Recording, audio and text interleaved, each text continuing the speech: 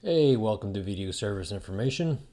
Got this 2012 Nissan Rogue. The customer's complaint was at highway speeds, the vehicle would stay at a steady 4,000 RPMs and start losing power. The vehicle's got about 146,000 miles on it, which is pretty impressive for a CVT.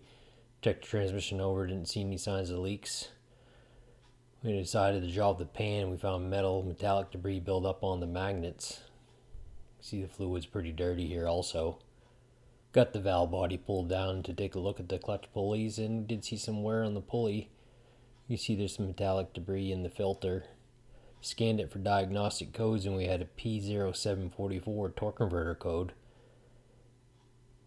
Torque converter solenoid picking up that erratic signal from the torque converter from the slippage going on. Then we scanned it on the CVT A and B counts. We noticed high counts, so signs of it slipping.